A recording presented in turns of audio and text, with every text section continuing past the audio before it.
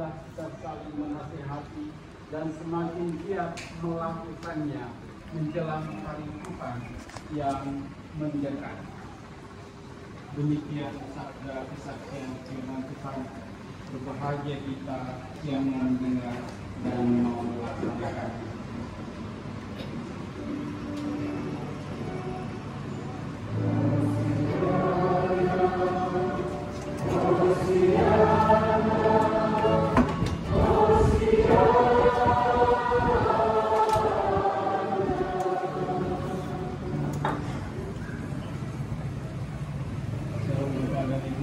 Tuhan, Bapak Ibu, ada yang takut melihat darah? Ada beberapa yang ya.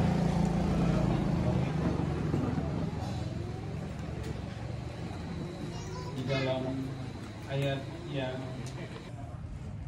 sore ini jam 4 ini ya, sedang berlangsung ibadah Jumat Agung di GKSBS Tanjung Karang, Jalan Sultan Syahrir, Pahoman, Bandar Lampung.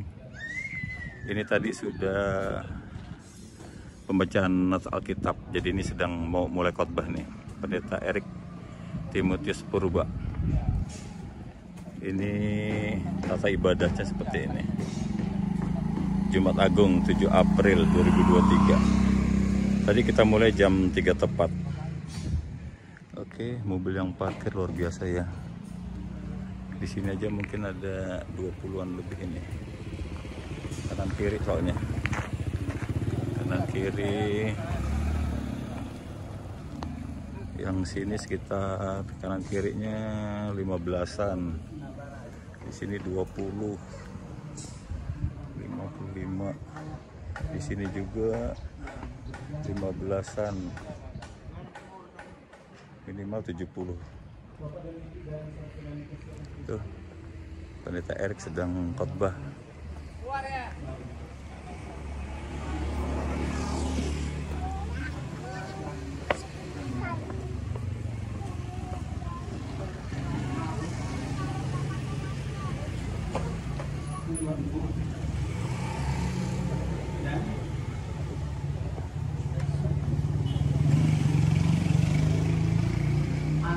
Itu adalah sapaan. Kalau di dalam keramah tamahan tidak ada sapa, maka langkah selanjutnya batal. Maka di dalam aruf ini orang membuka komunikasi, membuka chemistry untuk bisa dekat dengan yang lain. Dan sesudah itu mereka akan duduk bersama setara. Kalau duduknya lebih tinggi, itu bukan duduk, tapi berkisah dalam sesuatu. Tapi di dalam duduk itu ada kesetaraan di dalam berkomunikasi. Tapi juga belum tuntas, maka harus ada satu suguhan untuk keramah tamahan, untuk perdamaian Allah dengan manusia, dan suguhannya adalah darah Kristus. Suguhannya untuk menebus manusia itu bukan snack, bukan nasi ketan, beras merah dan ingkung. Tetapi yang disuguhkan adalah darah Kristus. Yang disuguhkan adalah nyawa Kristus. Yang diberikan untuk mengikat perjanjian antara manusia dengan Allah adalah darah. Sudah tidak bisa lagi, kelasnya sudah maksimal. Maka Bapak Ibu, di dalam karya penebusan Kristus yang berupaya menjamu, yang berupaya mengumpulkan manusia itu, terpaksa yang menjadi suguhan adalah darah Kristus. Kalau sudah darah Bapak Ibu, tidak ada lagi yang lain. Tidak bisa Bapak Ibu, kita tidak bisa ingkar. Kalau ada misalnya nenek moyang kita buat perjanjian dengan darah itu, oh hati-hati. Begitu ya Mbak ya, Pak. Taruhannya nyawa. Maka Bapak Ibu, bukan permainan, apa yang disuguhkan oleh Allah itu tidak bisa tidak harus diikuti dengan totalitas manusia yang mau ditebus. Setiap orang yang masuk ke dalam penebusan karya Kristus tidak boleh mengambil jalan lain. Tidak bisa mengambil jalan lain. Karena darah Kristus yang dicurahkan untuk menghapus semua dosa-dosanya. Darah Kristus yang dipakai untuk mengusap lukanya, untuk membersihkan noda-noda dari keseluruhan tubuh, roh, dan jiwanya. Bisa melakukan keberanian. Apa tandanya Kristus sudah berani? Kristus sudah menebus kita. Bapak Ibu,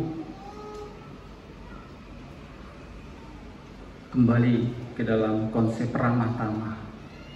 Kita sudah bisa aruh ke yang lain. Saya tidak meragukan itu. Tegur sapa kita sangat-sangat dikenal oleh orang banyak. Senyum kita untuk menyapa orang lain sudah lebih. Sudah, saya yakin. Bapak Ibu coba contohkan dulu senyum, walaupun ditutup masker. Modal kita sudah ada. Kristus membasuh kita, modal pertama untuk ramah tamah itu senyum. Sudah bisa. Kenapa nggak senyum? Orang sudah ditebus loh. Aruh kita sudah ada.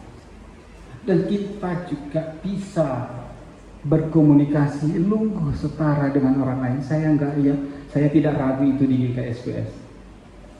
Suasana presbiterial sinodalnya sangat kental sehingga semua orang bisa saling berkomunikasi dengan baik.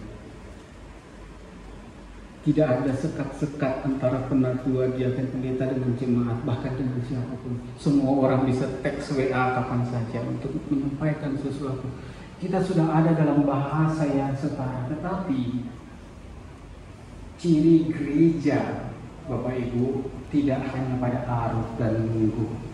Ciri gereja ada pada sungguh. Gereja akan mati kalau tidak ada diakonnya katanya ya. Tapi sebenarnya adalah gereja akan mati bila tidak mau memberi suguhan.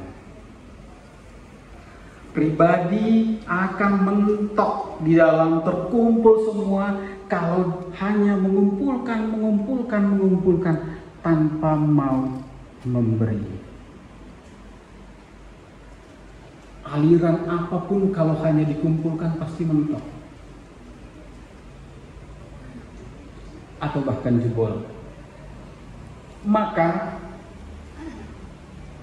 ibadah Jumat Agung ini Bapak Ibu mendorong kita, kalau kita memang sudah meyakini kita ditebus, beranilah memberi. That's all. Sesimpel itu. Kasih tidak mungkin kita gaungkan tanpa memberi. Kenapa? Kita takut memberi? Kenapa kita takut berdiakonia? Kenapa kita takut menyuguhkan sesuatu kepada yang lain? Karena kita merasa kurang. Saya yakin bukan seberapa banyak jumlah rekening yang ada di rekening kita atau aset-aset kita, atau jumlah perusahaan atau apa, tapi saya yakin bahwa yang ditanya adalah seberapa banyak kita berguna memberi kepada yang lain. Ini adalah tanda bahwa kita sedang melakukan perjanjian darah dengan Allah, karena tidak ada yang lebih menjamin kehidupan dibandingkan dengan penebusan dan karya dan darah Yesus.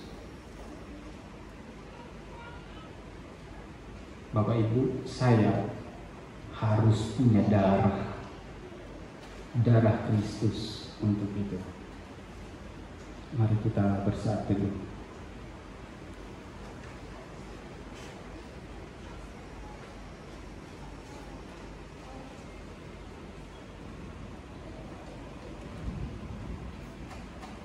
Ya Tuhan, bila di dalam hati kami masih ada kebencian, bila di dalam hati kami masih ada kekhawatiran, bila di dalam hati kami masih ada dendam, dosa, izinkan kami merasakan bilur-bilur-Mu untuk membersihkan, dan kami berjalan melalui Engkau, Anak Allah, untuk dipulihkan, untuk suci, untuk kembali putih, untuk kembali dekat dengan Engkau. Bila sebentar lagi juga kami ada di dalam perjamuan, biarlah kami boleh lebih merasakan bagaimana tubuh dan darah Kristus ada di dalam tubuh dan darah kami.